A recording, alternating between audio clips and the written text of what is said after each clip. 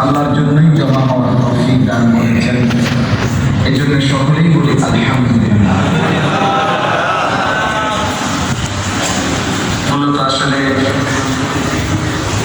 বলা চলে এমন কোনো প্রস্তুতি, পরিকল্পনা, ইন্তজাম কিছুই ছিল না আজকের এই মজলিসে। গত বৃহস্পতিবার আমাদের মাকসুদ ভাই আমার সাথেই ছিলেন মাহফিলে বক্সগঞ্জ। ওই সময় আপনি শুনছেন যে এই রবিবার মানে শুক্র শনি, আজকে রবিবার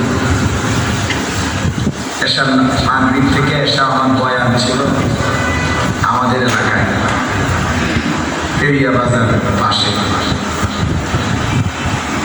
দামড়া বাজার হয় ওই বাজার। এখন আমি যেখান থেকে আসছি এশার নামাজের পরে আমাদের ইউনিয়ন ওলামা পরিষদের মিটিং ছিল আজকে। আমি বললাম যে আমার মিটিং আছে। মাকসুদ ভাই বললেন যে না হুজুর আমার একটা ইসলামী মাহফিল, খুরশেদ ভাইয়ের কথা বললেন যে ওনার জন্য দেন। পরে আমি আবার করি মিটিং আসরের পরে নিয়ে আসছি, আগায়া এরপরে মিটিং আলহামদুলিল্লাহ আসর থেকে মাগরিব করে এই সময়টাই দিতে বের করি। এরপরে ওইখান থেকে ওইখানে আমার একবার আপন মামারা, মামাতো ভাই, খালাতো ভাই, একটা সব সামনে বসে। এই জন্য তাড়াহুড়ো করে যে আসলে তারও কোনো সুযোগ ছিল না, সবাই আমার একেবারে সঙ্গে আলহামদুলিল্লাহ। এরপরেও এই সামান্য সময়ের এই ইন্তজাম আল্লাহ তাআলা আমাদেরকে আসবার তৌফিক দিয়েছেন। এই জন্য আমরা সবাই বলি আলহামদুলিল্লাহ।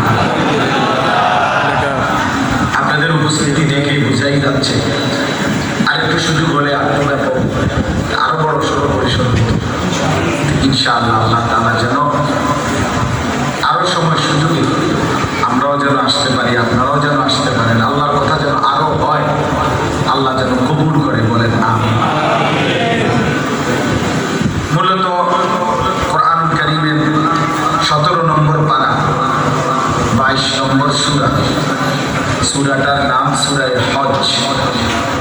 এই সূরার 34-35 এই দুইটি আয়াত আমি আপনাদের সামনে তেলাওয়াত করেছি। এই দুই আয়াত আপনাদের সামনে সামান্য কিছু কথা আমরা আলোচনা করতে চাই। দুই আয়াতকে সামনে রেখে নওজোয়ান ভাই আলহামদুলিল্লাহ অনেক বসছেন। একজনের ফিকিরে 10 জন, দুজনের ফিকিরে 4 জন, এমনি আসছে। আমি জানি দেখাও হয়েছে অনেক ছেলের সাথে, নিচেও এখানেও সবাই মিলে এখন যেহেতু মিলেমিশে আসছে। এখন আমার অনুরোধ আলাদা শোনেন, কেউ কারো দিকে না তাকাইয়া আমরা প্রত্যেকেই আল্লাহর কথা পৃথক পৃথক শুনি, তাই বড় কথা, সবচেয়ে বেশি বড় কথা আমার দরকার, আমার প্রয়োজনে আমি শুনি, আমার ভালোর জন্য, আমার কল্যাণের জন্য, তাইলে খুব ফায়দা। সবাই নিয়ে সব অবস্থায় সব সময় একসাথে আগানো যায় না, আবার সবাই আগাবে না বলে নিজেকে পিছনে ফেলে রাখা যাবে না।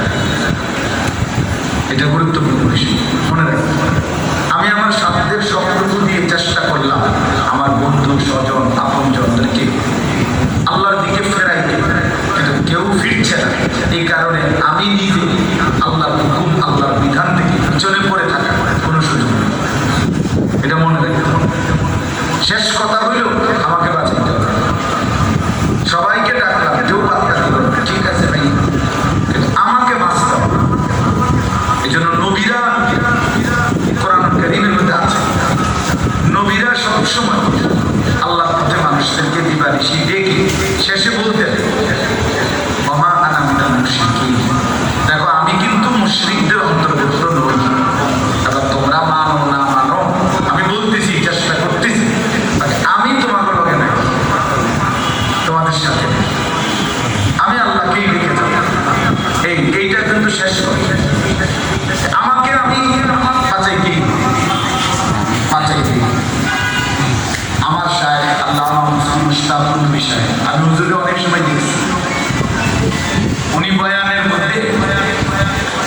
তাসবিহ ফজিলত পড়ে সুবহানাল্লাহ আলহামদুলিল্লাহ আল্লাহু আকবার লা ইলাহা ইল্লাল্লাহ এরকম বিভিন্ন কালেমা পড়লে কি ফজিলত খুব বলে বলার পরে মাঝে মাঝে আবেগী মহব্বতে দেখছি বলে যে এই যা বললাম আপনারা যদি কেউ আমল না করেন আমি মুশতাকুন নই আমল করব এটা করে মানে কথা আমি এটা করছি আমি নিয়ত করছি যে আমি 100 বার সুবহানাল্লাহ পড়ব এবার বাবু আপনারা পড়লেও পারেন না পড়লেও পারেন আমি বলছি আগে আমি জানি এই একটা মানসিকতা এটা একটা গুরুত্বপূর্ণ দিক কোনো মানুষ যখন এটা ভাবে এই সমাজের সবাই